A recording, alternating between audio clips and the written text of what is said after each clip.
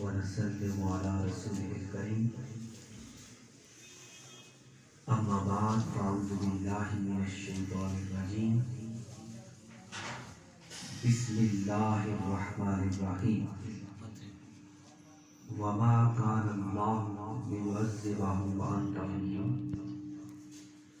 صدق الله العظيم إن الله وملائكته يصلون على النبي يا أيها الذين آمنوا صلوا عليه وسلموا تسليما دروشی آواز بلند اللهم صل على سيدنا محمد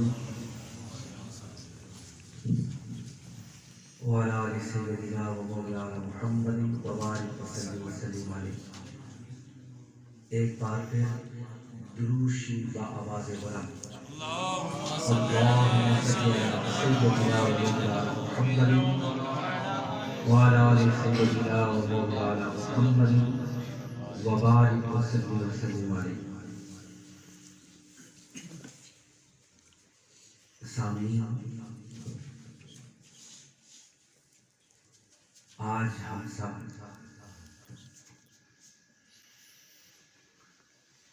سرکار دو عالم حضرت محمد مصطفیٰ صلی اللہ تعالی علیہ وسلم کی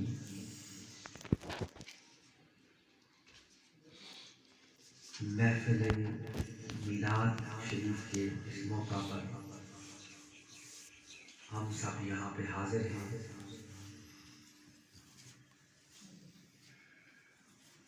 اور میں یہ سمجھتا ہوں کہ یہ ہم سب کی خوش قسمتی ہے کہ رب کائنات نے اس ذکر کے لیے ہم سب کو منتخب فرمایا. اور میں بالخصوص اس محفل کے انتظام و انصرام پر جناب احسان صاحب کو مبارکباد پیش کرتا ہوں کہ جنہوں نے سرکار کی اس محفل کو اتنے خوبصورت انداز کے ساتھ اس کا اہتمام و انتظام فرمایا. رب کائنات اس کی برکتوں سے ان کی دنیا اور آخرت کو بہتر سے بہترین فرمائے.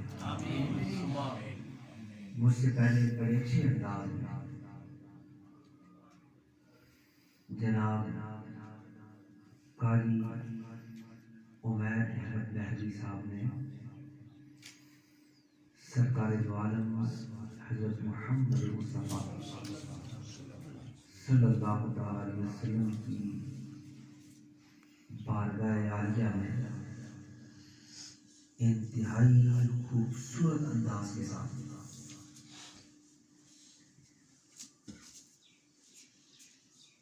اپنی حاضری کو پیش کرتے ہوئے ہم سب کو طیبہ کی وادیوں میں لے گئے. سامعین، محفل کو جو سجایا جاتا ہے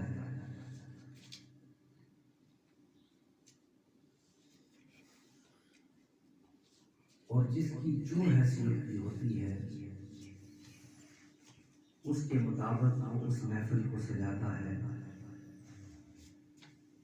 آخر اس کی وجہ کیا ہے؟ ایک محفل کو کیوں سجایا جاتا ہے؟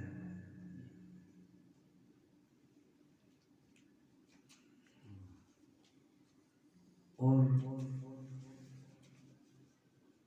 کائنات عالم میں جہاں بھی جتنے افراد بھی سرکار کے عشق میں ان محفل کو جو سجایا جاتا ہے، یاد رکھیے یہ واز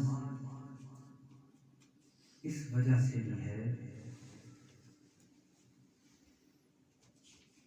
کہ سرکار دو عالم حضرت محمد مصطفیٰ صلی اللہ علیہ وسلم کی نظر رحمت اور کریمانہ نظر ہوتی ہے ان لوگوں پہ،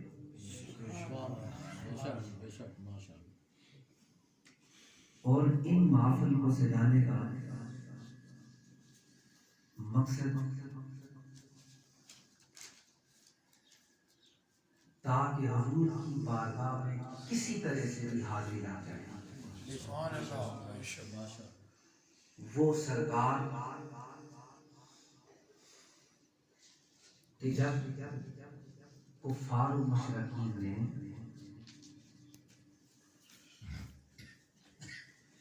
سرکار دو عالم صلی اللہ علیہ وسلم کی بارگاہ میں آ کر یہ بات کہی کہ ہم آپ کو تسلیم نہیں کرتے، آپ ہمارے اوپر اللہ کی بارگاہ میں عرض کریں،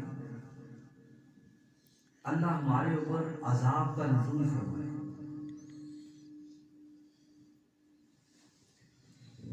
ہمارے اوپر پتھروں کی بارشیں ہو، قرآن نے اس بات کو کہا اوِکْتَنْ عَذَابًا، کہ ہمارے لیے عذاب آ جائے، ہم نہیں مانتے۔ اور بڑے ٹوک الفاظ سے انہوں نے کہا کہ پتھروں کی بارشیں کی جائیں، زمین کو ہلا دیا جائے۔ ہم جب آپ کو تسلیم جو نہیں کرتے تو ہمیں عذاب نہیں آتا۔ تو اس کے جواب میں جب انہوں نے دو لفظوں میں عذاب مانگا تو اس کے جواب میں اللہ نے یہ کہا کہ اے محبوب ان سب کو یہ بتا دے وَمَا كَانَ اللَّهُ لِيُعَذِّبَهُمْ وَأَنْتَ فِيهِمْ، کہ جب تک اے محبوب آپ ان کے اندر موجود ہیں، جلوہ فروز ہیں، ہم عذاب نہیں دیں۔ نعرہ رسالت یا رسول اللہ، نعرہ رسالت یا رسول اللہ۔ ہاں اگر کوئی اور قوم مانگتی تو یہ تو اللہ کی عادت کریمہ ہے کہ حضرت آدم علیہ السلام سے لے کر حضرت عیسیٰ علیہ السلام تک جس قوم نے بھی جو عذاب مانگا ان کو فوراً ملا اور فوراً ان کو عذاب میں مبتلا کر دیا گیا۔ کسی نے کہا کہ ہمارے اوپر پتھروں کی بارشیں ہو، عذاب دے ہمیں، ہم نہیں مانتے۔ تو رب کائنات نے بغیر کسی دلیل کے، بغیر کسی حجت کے فوراً عذاب دے دیا۔ حضرت نوح کی قوم کو عذاب دیا،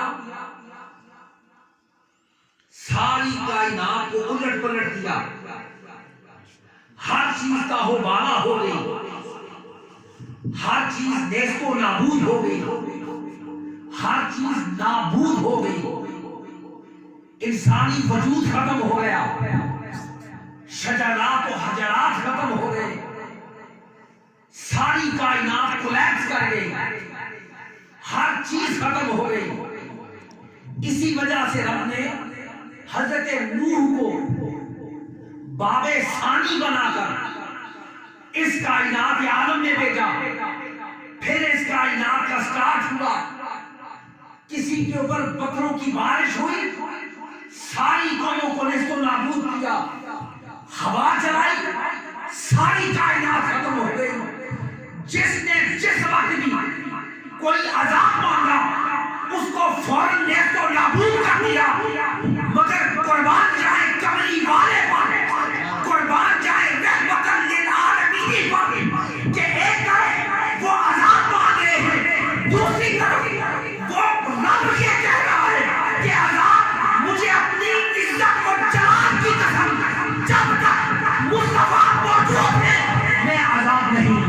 نعرہ تکبیر، اللہ اکبر، نعرہ رسالت، یا رسول اللہ، نعرہ حیدری، یا علی، سبحان اللہ۔ اور پھر یہ دیکھیں کہ آج تک اس میں دوسرا نقطہ سورہ انفال کی آیت کریمہ ہے،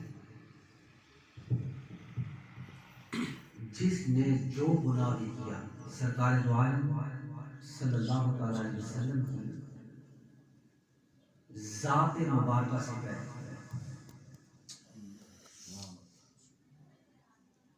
اس کائنات میں جو قوم بھی جو عذاب کرتی جو کام کرتی تو وہ گناہ اس کے جسم کے اوپر آ جاتا ہے عذاب بن کے، تو کسی کی شکلیں بندروں میں تبدیل ہوئی۔ قرآن نے خود کہا جو بھی رات کو چھپ کے گناہ کرتا اس کی شکل بھی بدل دی جاتی، کوئی درندہ بن جاتا ہے، کوئی سور کی شکل میں ہو جاتا۔ یعنی جس گناہ جس نوعیت کا گناہ ہوتا اسی نوعیت میں اس کی شکل بھی تبدیل ہو جاتی۔ رات کو سوتا اور صبح دیکھتے تھے بندر، پتہ چل جاتا پوری قوم کو کس نے گناہ کیا۔ رات کو سوتا تو سور بن جاتا، پتہ چل جاتا کہ کوئی بڑا گناہ کیا ہے۔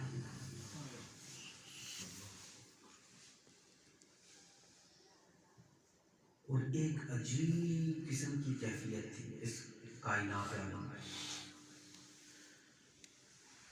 کہ آپ جو گناہ کرتے ہیں وہ اوپر آ جاتا ہے، شکلیں تبدیل ہو جاتی ہیں۔ سارے انبیاء رب کائنات نے بھیجے، ان کی قومیں ہوئی، شکلیں تبدیل ہوئی، مگر دوستو بھائیوں بزرگوں یہ قوم امت محمدی اس وقت جو نظر آ رہی ہے، جو امت، وہ کون سا گناہ ہے جو نہیں کیا جاتا؟ صبح ہماری آنکھ کھلتی ہے، آنکھ کھلی گناہ شروع، آنکھ بند ہونے تک اللہ ماشاءاللہ ہر بندہ گناہوں میں مشغول ہے، کوئی کس فراڈ میں، کوئی کس فراڈ میں، کوئی کس دنگے میں، کوئی کس دنگے میں، کوئی کیا کر رہا ہے، کوئی کیا کر رہا ہے۔ ہر شخص کے گناہ کی نوعیت الگ ہے، یعنی ہم اس قدر گناہوں میں ڈوب چکے ہیں کہ جتنی دیر آنکھ کھلی رہتی ہے گناہ ہوتے رہتے ہیں۔ صبح اٹھتے ہی اللہ ماشاءاللہ کتنے لوگ نماز فجر پڑھتے ہیں۔ سرکار نے صبح کی 2 رکعتوں کے لیے فرمایا خیر الدنیا و ما فیہا، جس صبح کی 2 رکعتیں جو کچھ دنیا میں ہے، جو کچھ دنیا ہے اور جو کچھ اس دنیا میں ہے اس سے بہتر ہے۔ صبح کی 2 رکعتیں یہ اتنی عظیم 2 رکعتیں ہیں، تو ہم صبح سے اس کی نافرمانی کر کے بیٹھے ہوتے ہیں، لیکن کیا وجہ ہے؟ شیشے آئینے کے سامنے کھڑے ہوتے ہیں پھر بھی وہی شکل ہوتی ہے۔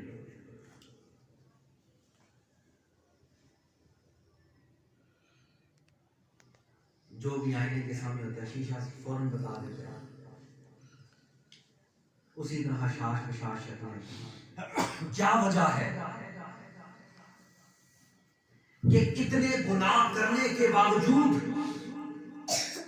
خطاؤں میں لدے ہوئے ہونے کے باوجود، معصیت میں ڈوبنے کے باوجود، خطاؤں کے دنگل میں ڈوبنے کے باوجود شکلیں تبدیل نہیں ہوتی؟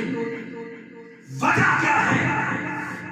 شکلیں اس وقت تک تبدیل ہوتی تھی جب تک رب کائنات نے انسانی شکل میں، انسانی چہرے میں جب تک مصطفیٰ کریم کو نہیں بھیجا شکلیں تبدیل ہوتی تھی، مگر جب رب کائنات نے اس ساری کائنات میں اول چہرہ مبارک اس انسانی شکل میں بنایا، محمد مصطفیٰ کے وجود اکبر کو انسانی لباس میں ڈالا گیا، اس کے بعد رب نے یہ کہا کہ اے انسان، اب تو اپنی سب سے افضل حالت میں آ چکا ہے، اب محمد مصطفیٰ اس انسانی شکل میں آ چکا ہے، آج کے بعد کسی کی شکل تبدیل نہیں ہوگی تیرے صدقے میں۔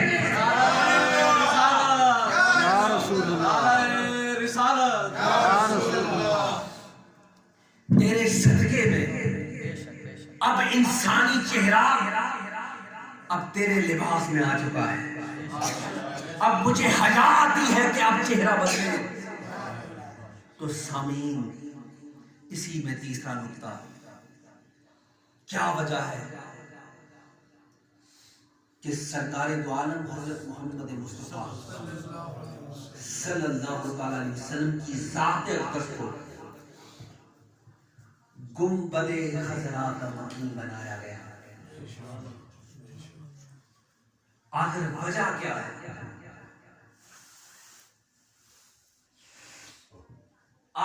وہ عرش استوا جہاں پر رب کائنات کی ہر وقت رحمتوں اور برکتوں کا نزول ہوتا ہے۔ عرش تو افضل ہونا چاہیے، سرکار تو عرش پر ہوتے، لیکن زمین کے اوپر مکین گنبد خضرا بنایا گیا، کیوں؟ یہ ایک اجماعی ہمارا عقیدہ ہے، قرآن نے یہ کہا کہ حضرت عیسیٰ علیہ السلام کو آسمانوں پہ اٹھایا گیا۔ ظاہری بات ہے،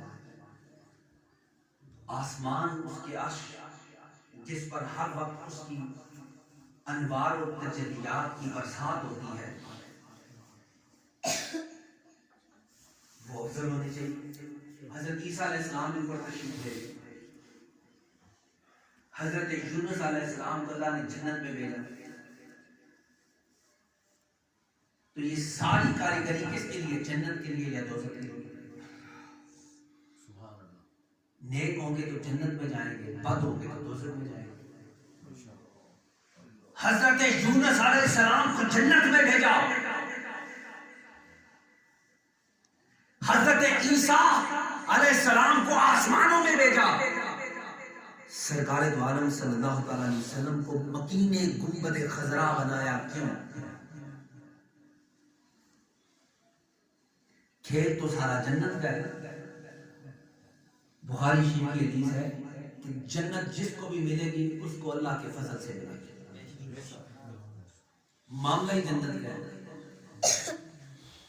عرش کا معاملہ ہے، قد نرا تقلب وجهك فی السماء، جب تبدیلی قبلہ کا معاملہ ہے، سرکار نے عرش پہ دیکھا، عرش کی طرف دیکھا، آسمانوں کی طرف دیکھا۔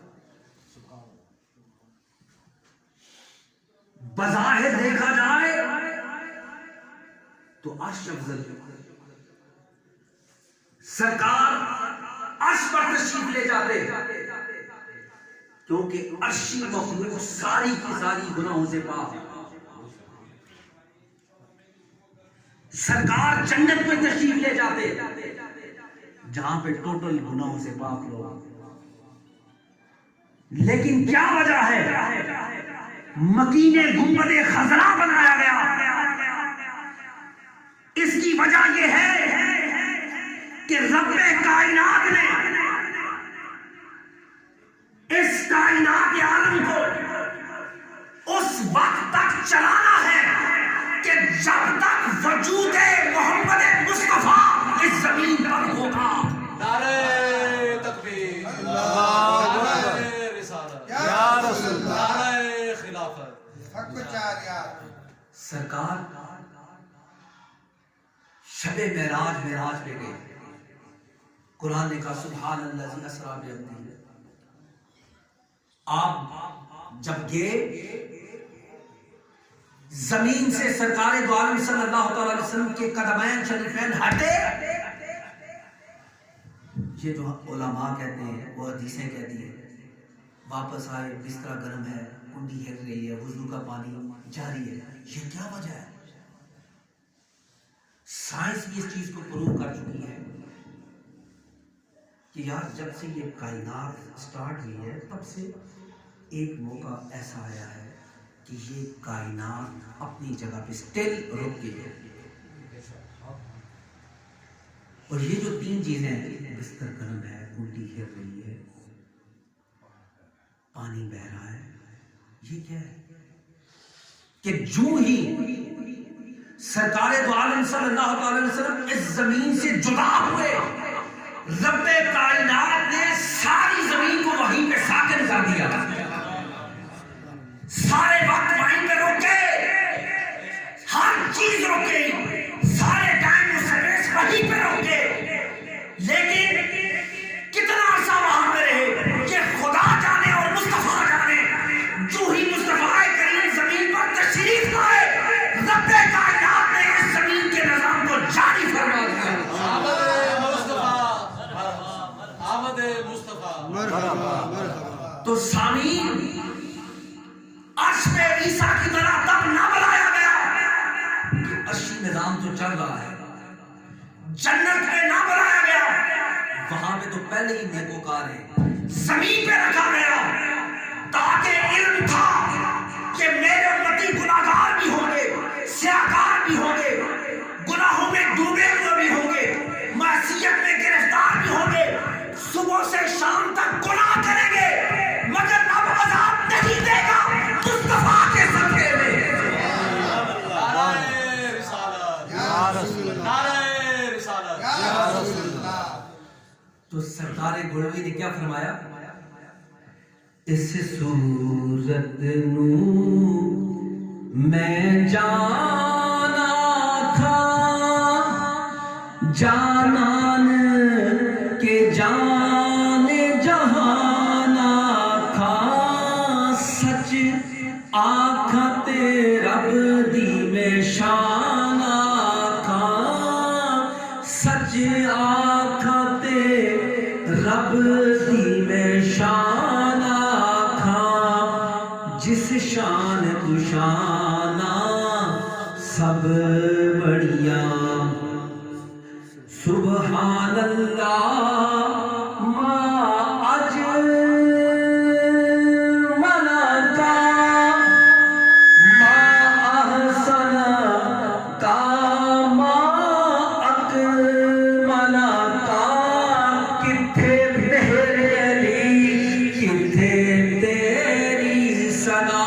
سارے مل کے پڑھو, کتھے مہر علی, کتھے تیری ثنا.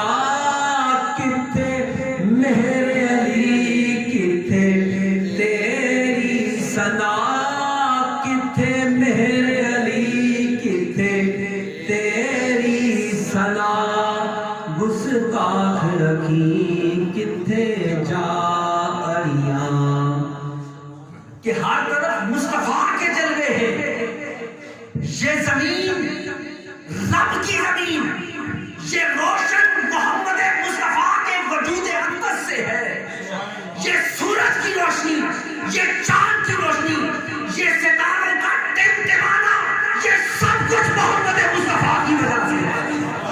نعرہ رسالت، یا رسول اللہ، نعرہ رسالت. یا رسول اللہ. تو سامعین, یہ جشن عید میلاد النبی اس وجہ سے منایا جاتا ہے کہ حضور کے ذکر خیر کی وجہ سے ہماری اندر کی بستیاں روشن ہو جائیں، ہماری روحیں روشن ہو جائیں، اور رب کے یہ مصطفیٰ کریم کا یہ ذکر ہواؤں میں فضاؤں میں جدھر بھی جائے تو ہر طرف رب کی رحمت اور برکتوں کا نزول ہو جائے۔ سارے بات کھڑے ہوئے، دو شعر صلاۃ والسلام کی اور پھر دعا۔ یا نبی سلام علیکہ، یا رسول سلام علیکہ، یا حبیب سلام علیکہ، یا حبیب سلام علیکہ، صلوات اللہ علیکہ، صلوات اللہ علیکہ، واسطہ غوث جلی کا، پیشوائے ہر ولی کا، اور واسطہ مہر علی کا، واسطہ مہر علی کا، اذن ہو طیبہ گلی کا، یا نبی سلام علیکہ، یا رسول سلام علیکہ، یا حبیب سلام علیکہ، یا حبیب سلام علیکہ، صلوات اللہ علیکہ، صلوات اللہ دست بستہ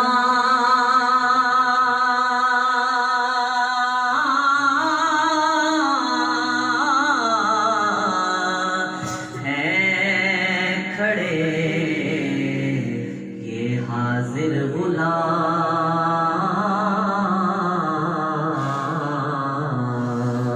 پیش کرتے ہیں غلامانہ سلام، یا الہی یا الہی، صدقہ آل رسول،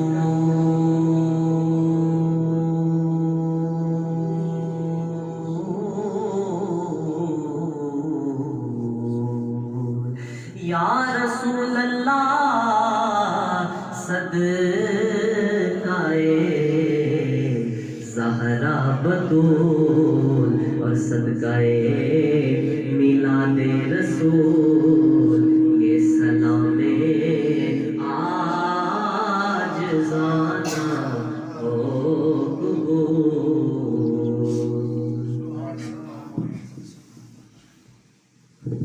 آمین۔ الحمد للہ رب العالمین، والصلاۃ والسلام علی رسول الکریم وعلی آلہ وصحبہ اجمعین۔ ربنا آتنا فی الدنیا حسنۃ وفی الآخرۃ حسنۃ وقنا عذاب النار۔ رب اجعلنی مقیم الصلاۃ ومن ذریتی ربنا وتقبل دعاء۔ ربنا اغفر لی ولوالدی وللمؤمنین یوم یقوم الحساب۔ یا رب العالمین، جو ذکر اذکار ہوا ہم کا عبادت ہوئی، اس میں کوئی غلطی کوتاہی کوئی کمی بیشی ہو معاف فرما۔ جو کچھ پڑھا کرتے ہیں بارگاہ عالیہ میں اکثر تعالیٰ میں پیش کرتے ہیں قبول و منظور فرما۔ سرکار دو عالم حضرت محمد مصطفیٰ صلی اللہ علیہ وسلم ہدیۃ تحفۃ عقیدۃ نذرانہ پیش کرتے ہیں، اللہ قبول و منظور فرما۔ حضرت آدم علیہ السلام سے لے کر آج تک جميع مسلمین مسلمات مومنین مومنات جو اس جہان فانی سے رخصت ہوئے سب کو پیش کرتے ہیں، اللہ قبول و منظور فرما۔ یا رب العالمین، بالخصوص ہم سب کے آباء و اجداد اور جتنے حضرات یہاں پہ بیٹھے ہیں سب کے آباء و اجداد، احسان صاحب کے آباء و اجداد جو حضرات وفات پاتے ہیں سب کو پیش کرتے ہیں اللہ کو منظور فرما۔ یا رب العالمین ہم سب گناہگار سیاہکار بدحمار تیری بارگاہ میں حاضر ہیں۔ مولا اگر آج تم نے ہمیں نہ معاف کرا تو ہم کس کی بارگاہ میں، ہم کس کا دروازہ کھٹکھٹائیں؟ مولا ہم اپنے جرموں کا اعتراف کرنے بیٹھے۔ یا رب العالمین ولادت مصطفیٰ کی اس پررونق محفل کے صدقے ہم سب کے گناہوں کو معاف کر دے۔ آمین مولا ہم سب کے حالوں پر رحم فرما۔ مولا ہم سب کو ہر قسم کی وبا، آزمائش اور تقدیر کی سختی سے پناہ عنایت فرما۔ آمین یا رب العالمین سب کی جائز خواہشات کو پورا فرما۔ مولا آج کی اس محفل میں جتنے بھی حضرات بیٹھے ہیں یا اللہ ان سب کی جھولیوں کو اپنی رحمت کی بھیک سے بھر دے۔ مولا اپنے فضل کی بھیک سے بھر دے۔ مولا اس گھر کو تا قیامت تا صبح قیامت تک آباد فرما دے۔ مولا کائنات ہم سب کا خاتمہ بے ایمان فرما دے۔ بیماروں کو شفائے کلی دے دے، پریشان حالوں میں پریشان دے۔ ہم سب کا خاتمہ بے ایمان فرما دے اور مرتے وقت لا الہ الا اللہ محمد رسول اللہ پڑھنے کی توفیق عطا فرمائے۔ صلی اللہ تعالی علیہ خیر نور شہید محمد و علی آلہ و صحبہ اجمعین برحمتک یا ارحم الراحمین۔